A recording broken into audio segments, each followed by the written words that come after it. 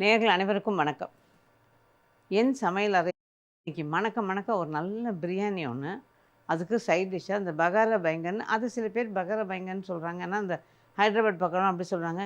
இந்த நம்ம ஊர் பக்கம்லாம் பார்த்திங்கன்னா எல்லோரும் கத்திரிக்காய் சட்னின்னு சொல்லுவாங்க. அதை எதுவாக இருந்தாலும் நம்ம பண்ண போகிற டிஷ் ரெண்டுமே ஒன்று தான் வச்சுக்கோங்க, பேர் தான் வேறு வேறு ஆகிடும். அதே சமயம் பிரியாணி அப்படிங்கிற போது அது இத்தினோடு நண்டு சிந்துலேருந்து வயசானவங்க வரைக்கும் அந்த பிரியாணிக்கு ஒரு கிரேஸ் உண்டு.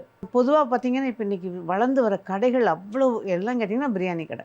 அது வெஜ்ஜோ நான்வெஜ்ஜோ ஹோட்டலில் போய் உட்காந்தாலும் நம்ம உடனே சொல்கிறது என்ன, பிரியாணி, ஒரு பிளேட் பிரியாணி, அது சாப்பிட்டா ஒரு திருப்தி அப்படி தான். ஆனால் அதையே நம்ம வீட்டில் பண்ணால் இன்னும் சந்தோஷமாக நல்லாயிருக்கும் இல்லையா? அந்த வகையில் நம்ம வெஜ் பிரியாணி ரெகுலராக பண்ணுவோம். இன்றைக்கி நான் பண்ண போகிறது வந்து சென்னாவும் சோயாவும் வச்சு ஒரு பிரியாணி. இது நல்லா டேஸ்டியாக ரொம்ப நல்லா இருக்குங்க. இது எப்படி பண்ணுறதுன்னு பார்க்குறதுக்கு முன்னாடி அதுக்கு என்னென்ன தேவைங்கிறத பார்த்துட்டு வந்துடலாம். சென்னா சோயா பிரியாணி செய்ய தேவையான பொருட்கள்: பாஸ்மதி அரிசி 2 கப், சென்னா 1/4 கப் ஊற வைத்து வேக வைத்து கொள்ளவும், சோயா சங்க்ஸ் 8 முதல் 10 வரை ஊற வைத்து கொள்ளவும், வெங்காயம் 2 மெல்லிய துண்டுகளாக நறுக்கி கொள்ளவும், தக்காளி 3 கனமான துண்டுகளாக நறுக்கி கொள்ளவும், புதினா சிறிதளவு, கொத்தமல்லி தழை சிறிதளவு, பச்சை மிளகாய் 4, இஞ்சி பூண்டு விழுது 2 டேபிள் ஸ்பூன், தயிர் 1/4 கப், மிளகாய்த்தூள் 1½ டீஸ்பூன், மஞ்சள் தூள் 1/4 டீஸ்பூன், பட்டை, லவங்கம், ஏலக்காய், அன்னாசிப்பூ தலா 4, எலுமிச்சம்பழச்சாறு 2 டீஸ்பூன், எண்ணெய் 4 டேபிள் ஸ்பூன், உப்பு ருசிக்கேற்ப. இப்போ இந்த சோயா சென்னா பிரியாணிக்கு தேவையான பொருள்லாம் பார்த்தோம் இல்லையா? இதில் இந்த சோயா சங்க்ஸ்ன்னு கிடைக்கிது இல்லைங்களா? அந்த சோயா சங்க்ஸ் வந்து சின்ன சைஸும் கிடைக்கிது, பொடியாக உதிரியும் கிடைக்கிது, அதே சமயம் பெரிய சைஸும் கிடைக்கிது. எனக்கு இன்றைக்கி கிடச்சது பெருசு. அதனால் நான் என்ன பண்ணேன், நல்லா எப்போவுமே நீங்கள் அந்த 3 சைஸில் எது வாங்கினாலும் பெருசை நம்ம கட் பண்ணிக்கலாம். 4 துண்டாக வெட்டிக்கணும், ஊற வச்சு எடுத்துகிட்டு. சின்னதை 2ஆக அப்படியே போட்டுக்கலாம். பொடியாக தூளாக கிடைக்கிறத வந்து அப்படியே ஊற வச்சு அப்படியே புழிஞ்சு போட்டுக்கலாம், நீங்கள் எது கிடைச்சாலும் சரி. ஆனால் நம்ம வந்து முதல்ல இந்த சோயாவை வந்து நல்லா கொதிக்கிற தண்ணியில் ஒரு 10 நிமிஷம் ஊற விட்டுட்டு அதுக்கப்புறம் 2-3 தடவை நல்லா அலசிடணும். அலசி புழிஞ்சு எடுத்துகிட்டு ஒரு 2-3 தடவை, ஏன் 3-4 தடவை கூட அலசிடலாம். அலசி புழிஞ்சு எடுக்கும்போது அதில் இருக்க அந்த வாசனை வந்து சில பேருக்கு பிடிக்காது, அந்த வாசனை அதை அப்படியே எடுத்துரும். அதனால் கட்டாயம் வந்து ஒரு 4-5 தடவை அலசிடுங்க, அதை 3-4 தடவை அலசிடுங்க. அலசிட்டு நான் என்ன பண்ணியிருக்கேன், இதில் எலுமிச்சம்பழச்சாறு கொஞ்சம், மிளகாய்த்தூள், உப்பு, தயிர், இந்த எல்லாத்தையும் போட்டு நல்லா கலந்து ஒரு 1/2 மணி நேரமாக நான் இதை ஊற விட்டுருக்கேன். ஏன்னா அந்த சோயா வந்து அந்த டேஸ்ட்டு, உப்பு காரம் புளிப்பெல்லாம் இழுத்துக்கிட்டு நல்லாயிருக்கும். இல்லைன்னா சப்புன்னு இருக்கும், நீர் கோத்தா மாதிரியே இருக்கும். இந்த மாதிரி பண்ணும்போது அந்த டேஸ்ட்டையும் சேர்த்து எடுத்துக்கும், நல்லாயிருக்கும். ஸோ அதை அப்படியே பண்ணியிருக்கேன். அதே சமயம் இப்போ அரிசி வந்து ஜஸ்ட்டு ஒரு 1/2 மணி நேரம் ஊற போட்டிங்கன்னா போதும். நல்லா 2 கழுவிட்டு அப்படியே ஊற போட்டுருங்க, அதுக்கப்புறம் கழுவக்கூடாது. அந்த மாதிரி பண்ணிங்கன்னா தான் இது நல்லாவே இருக்கும். இப்போது இதில் வந்து எண்ணெயை ஊற்றிடலாம். நான் ப்ரெஷர் குக்கர் ஒன்று ஆன் பண்ணி வச்சுருக்கேன். இதில் வந்து ஒரு 4 டேபிள் ஸ்பூன் எண்ணெய். தயிர் பற்றி சொல்லும்போது யூஸ்வலாக தயிர் வந்து நல்லா ஒரு 2 நாள் பழைய தயிர் எடுத்திங்கன்னா நல்லாயிருக்கும். அந்த புளிப்பு நல்லா தெரியணும், அந்த புளிப்பும் வாசனையும் தெரிஞ்சதுனால நல்லாயிருக்கும். 2 நாள் பழைய தயிர், ரொம்ப பழசு வேண்டாம், ரொம்ப அப்படியே புதுசுன்னு ஊற்றக்கூடாது. ஓரளவுக்கு 2 நாள் பழைய தயிர் இருந்தால் அந்த டேஸ்ட்டு ஃப்ளேவர் நல்லாயிருக்கும். இப்போ இதில் வந்து எண்ணெய் காயணும்னு நம்ம வெயிட் பண்ணணும்னு அவசியம் இல்லை. ஒரு 4 பீஸு ஏலக்காய் சின்னதாக இருந்தால் ஒரு 2-3 பீஸ் எக்ஸ்ட்ரா கூட போட்டுக்கலாம். லவங்கம், பட்டை, அன்னாசி பூவோட இதழ்களை உடச்சி அதில் ஒரு 2-3 துண்டு போட்டுக்கலாம். ஸோ அவ்வளோதான். இப்போ இதெல்லாம் வந்து இந்த வாசனை இதை தாண்டி உங்களுக்கு வேணும்னு நினச்சிங்கன்னா நிறைய போட்டுக்கலாம். பட் இது நார்மலாக உள்ள வாசனை நல்லாயிருக்கும், போதும். வெங்காயம் மெல்லிய துண்டுகளாக நறுக்கின வெங்காயம். இந்த பக்கம் இது வதங்கும் போதே நம்ம கொஞ்சம் மஞ்சள் தூள் போட்டுக்கலாம். இந்த வெங்காயத்துக்கு தகுந்த மாதிரி கொஞ்சம் உப்பையும் போட்டுக்கிறேன். வெங்காயம் நல்லா வதங்கணும், நிறம் மாறி வதங்கணும், அப்போ தான் நல்லாயிருக்கும். இது ஒரு பக்கம் வதங்கும் போதே 1:2ன்னு சொல்லுவாங்க. 1 கப்பு அரிசினா 2 கப்பு தண்ணி வேணும். நான் 2 கப் அரிசி போட்டிருக்கேன் இன்றைக்கி, அதனால் நான் 4 கப்பு தண்ணி வச்சுருக்கேன், அதையும் எடுத்துக்கலாம். அது நல்லா கொதிக்க விட்டுருங்க. ஒரு பக்கம் அடுப்பில் கொதிக்கணும். கொதிக்கிற தண்ணியை ஊற்றும்போது தான் இந்த ருசி மாறாமல் வரும் பிரியாணி.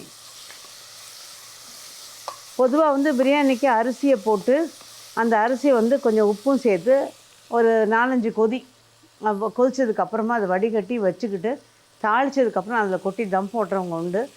அந்த பதம் வந்து எல்லாருக்கும் கரெக்டாக வரும்னு சொல்ல முடியாது. அதனால் இந்த பதம் பண்ணிங்கன்னா உங்களுக்கு கரெக்டாக ஈஸியாக வந்துடும், நல்லாவும் இருக்கும். ஸோ உங்களுக்கு இந்த பதம் பார்த்து பண்ணுங்க, நீங்கள் சரியாக இருக்கும். அதே மாதிரி இந்த தம் போடுறது 4-5 விதம் தம் போடுறது. இப்போ நம்ம போடுறது ஒரு ஈஸியான பதம், அதை காமிக்கிறேன். அப்படி இல்லைன்னா எல்லாம் ரெடி ஆகும்போது லாஸ்ட்டில் நம்ம தம் போடுற சமயத்தில் ஒரு பழைய தோசைக்கல்லை எடுத்து நல்லா சூடு பண்ணிவிட்டு தீயை குறைச்சிடுங்க. குறைச்சி நல்லா வச்சுட்டு இந்த பிரியாணி பாத்திரத்தை அது மேலே வச்சு மூடி போட்டு வேக விட்டுறலாம். அது அப்படி தம் ஆகிடும். இல்லைன்னா இன்னொரு மெத்தட் என்னென்னா, நல்ல ஒரு ஈரத்துணி நினச்சி புழிஞ்சிட்டு இது மேலே அந்த தம் போடுற நேரத்தில் இது மேலே போட்டுட்டு ஒரு தட்டை போட்டு மூடி அதே நல்லா ஒரு வெயிட்டை தூக்கி அது மேலே வச்சுட்டோம் அப்படின்னா அதுவும் தம் ஆகிடும். ஸோ நமக்கு எல்லா விதத்துலையும் போடலாம். இது வந்து இப்போ நம்ம சொல்ல போகிற மெத்தட் ரொம்ப ஈஸியாக இருக்கும் உங்களுக்கு. அதுவும் குறிப்பாக பிகினர்ஸ்க்கு. வெங்காயம் இன்னும் வதங்கணும் நல்லா. இப்போ பாருங்கள், இந்த மாதிரி நல்லா வதங்கிடணும். இப்போ வதங்கும் போது உங்களுக்கு வித்தியாசம் தெரியும். அந்த எண்ணெய் ஃபுல்லாக கசிஞ்சிட்டு வெளியில் வருது. வெங்காயம் துவண்டு இருக்குது நல்லா. இந்த மாதிரி இருக்கணும். இந்த ஸ்டேஜில் நம்ம வந்து ஊற வச்சுருக்க இந்த சோயாவை சேர்த்துருவோம்.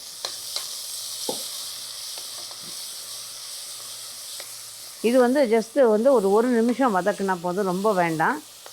இதுக்கப்புறம் நம்ம வந்து எல்லாத்தையும் வதக்கிற வேலை கிடையாது. வெஜிடபிள் பிரியாணி பண்ணிங்கன்னா கூட இதே மாதிரி நல்லா வதக்கிட்டு இப்போ நம்ம போட போகிற பொருளெல்லாம் எப்படி போடுறோமோ அதே மாதிரியே போட்டு தண்ணியை கொதிக்க வச்சு ஊற்றுனீங்கன்னா வெஜிடபிள் பிரியாணி ரெடி. இப்போ இது வதங்கிடுச்சு. இப்போ நம்ம தீயை குறைச்சி வச்சுட்டு நான் எல்லாத்தையும் ஒன்று ஒன்றா அதில் போட்டுருவேன். தக்காளி, புதினா, கொத்தமல்லி, சும்மா லேசாக அப்படி பரட்டி விட்டுக்கிட்டே போடுங்க. ஊற வச்சு வேக வச்ச சென்னா. இது காரம் வந்து ஓரளவு கொஞ்சம் சுருக்குன்னு இருக்கும். அந்த காரம் வந்து வேணாம்னு நினைக்கிறவங்க கொஞ்சம் கம்மியாக போட்டுக்கலாம். நான் ஆனால் முழுசாக போட்டுருவேன். பச்சை மிளகாயை 4 பச்சை மிளகா, இஞ்சி பூண்டு, மிளகாய்த்தூள், அவ்வளோதான். இப்போ இதை சும்மா ஒரு நிமிஷம், ரொம்ப பரட்ட வேண்டாம், 1 நிமிஷம். கூடவே தயிரையும் சேர்த்துடலாம்.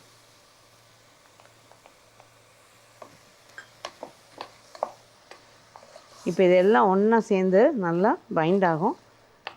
இதில் தகுந்த உப்பையும் போட்டு ரெடியாக வச்சிடலாம்.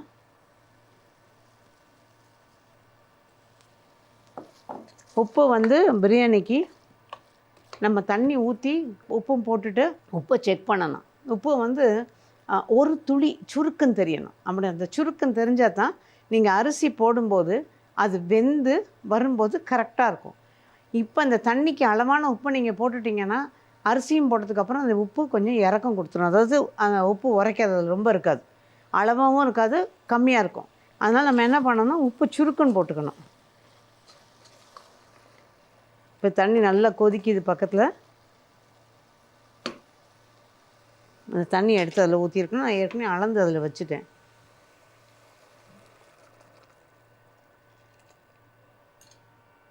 இப்போ காரம் உப்பு செக் பண்ணிக்கங்க. காரம் கம்மியாக இருக்க மாதிரி இருந்ததுன்னு வெந்ததுக்கப்புறம் இந்த மிளகாயோட காரம் அதில் இறங்கும். மிளகாத்தூள் அதிகமாக இல்லை இதில், வெறும் நிறைய பச்சை மிளகா தான் போட்டிருக்கேன். மிளகாத்தூள் கொஞ்சமாக போட்டிருக்கேன். காரம் வந்து உங்களுக்கு கொஞ்சம் சுருக்குன்னு தெரியலை, இன்னும் கொஞ்சம் காரம் வேணும்னு நினச்சிங்கன்னா இந்த நேரத்தில் மிளகாத்தூளை சேர்த்துக்கலாம். இப்போ இதில் எலுமிச்சம்பழச்சாறு, அவ்வளோதான். இப்போ உப்பை செக் பண்ணிவிட்டு நம்ம போட்டுக்கலாம். இப்போ இந்த தண்ணி நல்லா கொதிக்குது பாருங்கள். கொதிச்சிட்ருக்கிறதுல அரிசியை தூக்கி போட்டுடலாம்.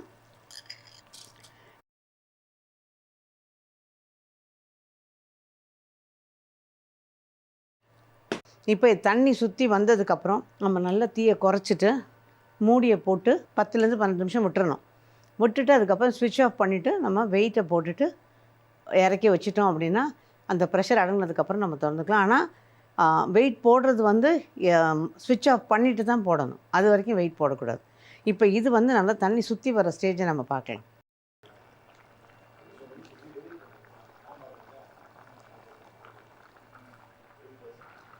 இப்போ தண்ணி நல்லா சுற்றி வந்திருக்கு பாருங்கள். இப்போ பார்த்தா தெரியும்.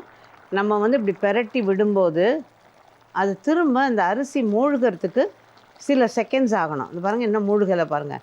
இந்த மாதிரி மெதுவாக அப்படி இந்த மூழ்கி வரும். இதுதான் நமக்கு அடையாளம். அதனால் இப்போ வந்து இந்த பக்கம் நான் அடுப்பை ஆன் பண்ணி தீயை குறைச்சிடுறேன். நல்லா குறைச்சிட்டு இதை தூக்கி உள்ள மேலே வச்சு இப்போ குக்கரை வந்து நல்லா இந்த சாதத்தை நிரவிடுங்க. நிரவிட்டு குக்கர் மூடியவே எடுத்து மூடி போட்டுடலாம். போட்டுட்டு இப்போ இதுக்கு வெயிட் போடக்கூடாது, அப்படியே விட்டுடுங்க. தீயை நல்லா குறைச்சிடுங்க. ஒரு 10லேருந்து 12 நிமிஷம் கழிச்சதுக்கு அப்புறமா வெயிட்டை போட்டு அடுப்பு ஆஃப் பண்ணிடணும். இப்போ இந்த ஸ்டீம் வருது பாருங்கள், இந்த மாதிரி வந்துக்கிட்டே இருக்கட்டும். இதுக்கு இடையில நம்ம வந்து இந்த பகாரா பைங்கனுக்கு என்னென்ன தேவைன்னு பார்த்தோன்னா அதையும் செஞ்சிடலாம். பகாரா பைங்கன் செய்ய தேவையான பொருட்கள்: கத்திரிக்காய் 150 கிராம், வெங்காயம் 1 மெல்லிய துண்டுகளாக நறுக்கி கொள்ளவும், தக்காளி 2 சிறு துண்டுகளாக நறுக்கி கொள்ளவும், பச்சை மிளகாய் 3 2ஆக நறுக்கி கொள்ளவும், மிளகாய்த்தூள் 2 டீஸ்பூன், மஞ்சள் தூள் 1/4 டீஸ்பூன், இஞ்சி பூண்டு விழுது 1 டேபிள் ஸ்பூன், வறுத்து பொடிக்க கசகசா 2 டீஸ்பூன், வறுத்த வேர்க்கடலை 2 டீஸ்பூன், வெள்ளை எள்ளு 2 டீஸ்பூன், தனியா 2 டீஸ்பூன், தேங்காய் துருவல் 2 டேபிள் ஸ்பூன், தாளிப்பதற்கு சீரகம் 1/2 டீஸ்பூன், கடுகு 1/2 டீஸ்பூன், கொத்தமல்லி தழை சிறிதளவு, கருவேப்பிலை சிறிதளவு, புளி சிறிதளவு, எண்ணெய் 3 டேபிள் ஸ்பூன், உப்பு ருசிக்கேற்ப. இப்போது இந்த பகாரா பைங்கனுக்கு தேவையான பொருள்லாம் பார்த்தோம் இல்லையா? இதில் கத்திரிக்காய் இது வந்து 4ஆக இப்படி வகுந்துக்கணும். கொஞ்சம் இந்த காம்பு நல்லா அது இருந்துட்டு அதுக்கப்புறம் 4ஆக வகுந்து வச்சுக்கோங்க. இப்போ இதுக்கு ஒரு பொடி பண்ணணும். அந்த பொடிக்கு நம்ம தனியா 1 டீஸ்பூன், வறுத்த வேர்க்கடலை, கொஞ்சம் கசகசா, இப்போ எள்ளு மட்டும் நான் தனியாக வறுத்துக்கிறேன். சில நேரங்களில் எள்ளு பொரியலைன்னா நல்லா இருக்காது, அதனால் எள்ளு மட்டும் நான் தனியாக வறுத்துக்கிறேன். இப்போ இதை நல்லா வறுத்துடணும். ஓரளவுக்கு நல்லா செவந்து வரணும்.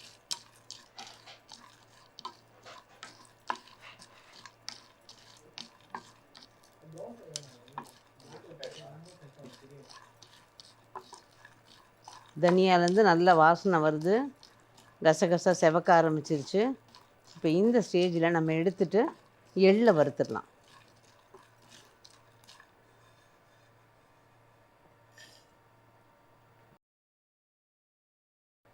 இப்போ எள்ளு இது நல்லா காஞ்சதுக்கப்புறம் எள்ளை போட்டுக்கோங்க. ஏன்னா எள்ளு நல்லா பொரியணும், அதனால் எள்ளை வந்து சட்டிக்கு நல்லா கொஞ்சம் காஞ்சதுக்கப்புறமா இதை தனியாக போட்டுடலாம். பொரியுது பாருங்கள். கருப்பு எள்ளு போடலாம், ஆனால் நிறம் ரொம்ப இதுவாக இருக்கும், அதனால் வெள்ளை எள்ளு சேர்க்குறோம் இதில்.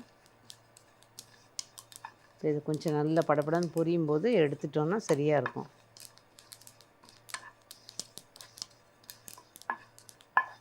அவ்வளோதான். இப்போ இதையும் இதோடு சேர்த்துடலாம். இப்போது தேங்காய், நல்லா தேங்காய் துருவல். இதுக்கு வந்து உங்கள்கிட்ட கொப்பரை இருந்ததுன்னா கொப்பரை போட்டுக்கலாம், லேசாக வறுத்தா போதும். ஆனால் நான் தேங்காய் துருவலாக போட்டுக்கிறேன், அதனால் கொஞ்சம் நல்லா வறுத்துடணும். இது வறுக்கும் போதே பச்சை மிளகாய், இந்த பச்சை மிளகாயோட காரம் நல்லா இதுவாக இருக்குங்கிறதுனால வறுத்து அரைச்சி போட்டுக்கலாம். உங்களுக்கு காரம் இவ்வளோ வேணாம்னு நினைக்கிறவங்க நீங்கள் வதக்கும் போது போட்டுக்கோங்க, அப்போ சரியாக இருக்கும் உங்களுக்கு.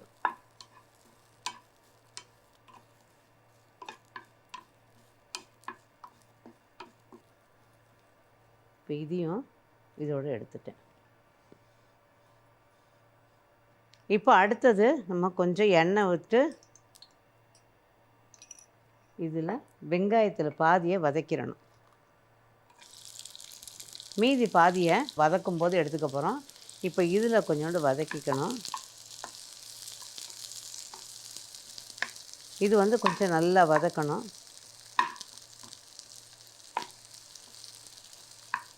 இதுக்கு இடையில இது வதங்கிட்டு இருக்கும்போதே இந்த பக்கம் பார்த்திங்கன்னா இதில் கொஞ்சம் கொத்தமல்லி வச்சுருக்கோம் இல்லையா, அந்த கொத்தமல்லியை இதோடு சேர்த்துட்றேன்.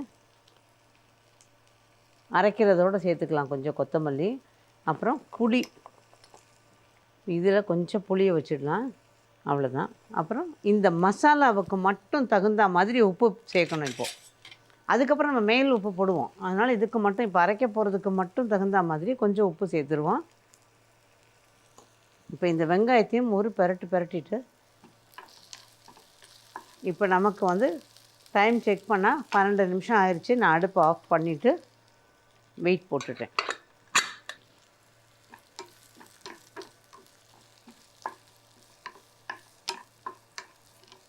இந்த கொஞ்சம் ஓரளவு கலர் லேசாக மாறுற அளவுக்கு நம்ம வதக்கினா தான் அந்த மசாலா நல்லாயிருக்கும்.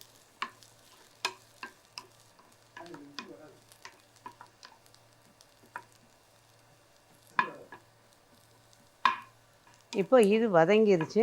அடுப்பு ஆஃப் பண்ணிடலாம். நிறம் மாறி இருக்குது பாருங்கள். இப்போ இதையும் இதோட சேர்த்துக்கலாம்.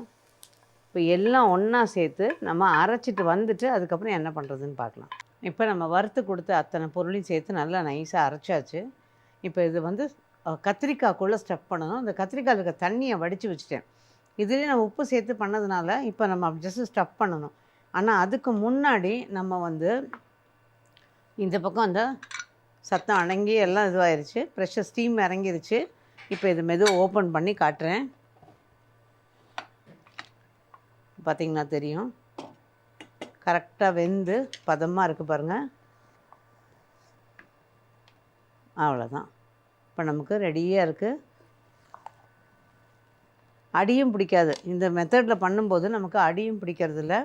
அவ்வளோதான். இனி நம்ம வந்து இதில் டிஸ்பிளேயில் எடுக்கணும். ஆனால் அதுக்கு முன்னாடி இதை ரெடி பண்ணிவிட்டு டிஸ்பிளேயில் எடுத்துருங்க. இப்போ இந்த கத்திரிக்காய்க்கு தண்ணியெலாம் வடித்தாச்சு இல்லையா? இதில் வந்து நம்ம அரைச்சி வச்சுருக்க விழுதுலேருந்து கொஞ்சமாக எடுத்து உள்ளே ஸ்டஃப் பண்ணிடலாம். எல்லாம் யோசிக்கலாம், அப்போ இந்த ஸ்டஃபிங் நிறைய மீறுமேனு. ஆனால் நம்ம இந்த மசாலாவோடு அது சேர்ப்போம். அதனால் மீந்தாலும் பரவாயில்ல. பட் இதுக்கான அளவு தான் நான் இதில் கொடுத்துருக்கேன். இந்த அளவு வந்து இது கரெக்டாக இருக்கும் உங்களுக்கு.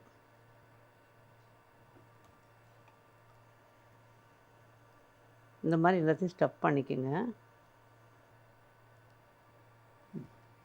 இப்போ இது ஃபுல்லாக ஸ்டஃப் பண்ணியாச்சு. இப்போ ஒரு கடாய் அடுப்பில் போட்டிருக்கேன். இது மண் கடாய். இதில் வந்து 4 டேபிள் ஸ்பூன் எண்ணெய். இதுக்கு கொஞ்சம் எண்ணெய் அதிகமாக தான் ஆகுங்க. அப்படி இருந்தால் தான் இது நல்லாவும் இருக்கும். ஸோ எண்ணெய் ஊற்றிருக்கேன். இப்போ நல்லா சூடானதுக்கப்புறமா நம்ம கடுகை தாளிச்சிடலாம். இப்போ இந்த எண்ணெய் காஞ்சிருச்சு. அதில் கடுகு, சீரகம்,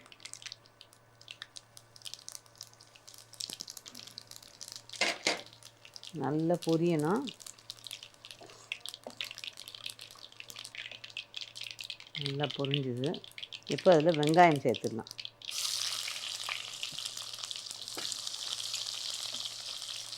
வெங்காயத்தோடு ஒரு சிட்டிகை உப்பு. வெங்காயம் கொஞ்சம் நல்லா வதங்கட்டும்.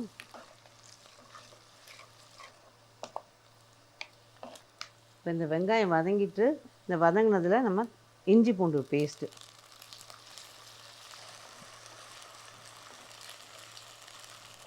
அடுத்து கொஞ்சம் அந்த வாசனை மறைய ஆரம்பிக்கும் போது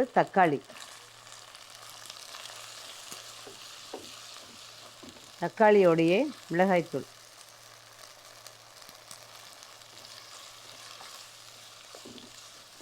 இப்போ இந்த மசாலாவுக்கு தேவையான உப்பை நம்ம சேர்க்கணும்.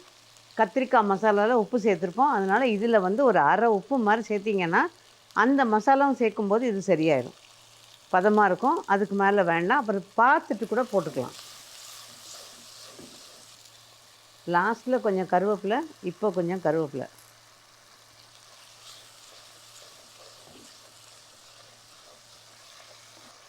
இப்போ இது ஓரளவுக்கு வதங்கியிருக்கு பாருங்கள். இந்த ஸ்டேஜில் நம்ம ஸ்டஃப் பண்ணி வச்சுருக்கோம்ல கத்திரிக்காய், அதை இதில் போட்டுடலாம்.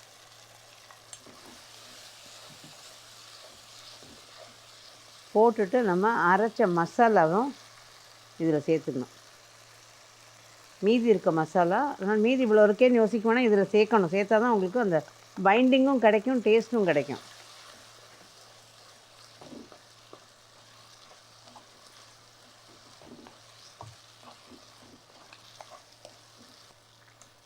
இப்போ இதில் ஒரு அரை கப்லேருந்து 3/4 கப்பு அளவுக்கு தண்ணி ஊற்றினோம்னா சரியாக இருக்கும்.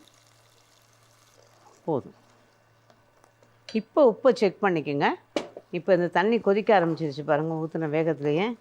இப்போ தீயை நல்லா குறைச்சி வச்சுட்டு மூடி போட்டுடுவோம். அப்பப்போ கிளறிக்குவோம். கத்திரிக்காய் நல்லா வெந்த உடனே கொத்தமல்லி தூவி இறக்க வேண்டியது தான்.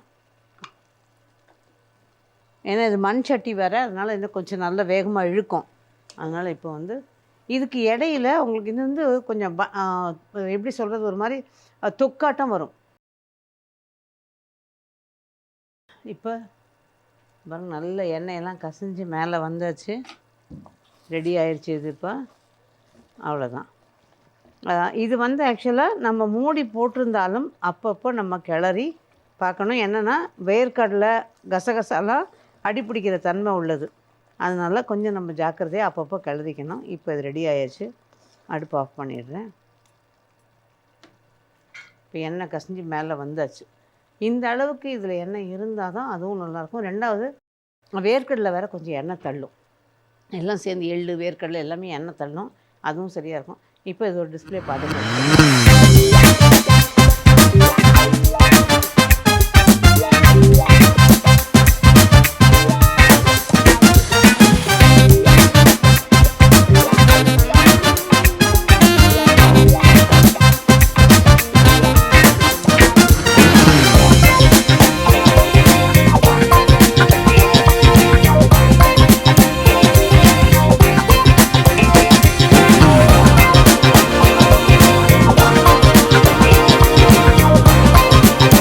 ஸோ இப்போ நம்ம பார்த்தது சென்னாவும் சோயாவும் சேர்த்து வச்சு ஒரு பிரியாணி. அதோடு கூட அதுக்கான ஒரு சைட் டிஷ்ஷு இந்த வகர பேங்கன். இந்த வகர பேங்கன் வந்து பிரியாணிக்கு மட்டும் இல்லைங்க, நீங்கள் வெறும் சாதம், தோசை இது எல்லாத்துக்குமே நல்லாயிருக்கும். சப்பாத்திக்கு கூட ரொம்ப நல்லாயிருக்கும். ஸோ இது ரெண்டையும் ட்ரை பண்ணிவிட்டு எப்படி இருந்ததுன்னு உங்களோட வேல்யூபிள் கமெண்ட்ஸை கொடுங்க. மீண்டும் இதே மாதிரி இன்னும் ஒரு பதிவில் உங்களை சந்திக்கும் வரை நன்றி, வணக்கம்.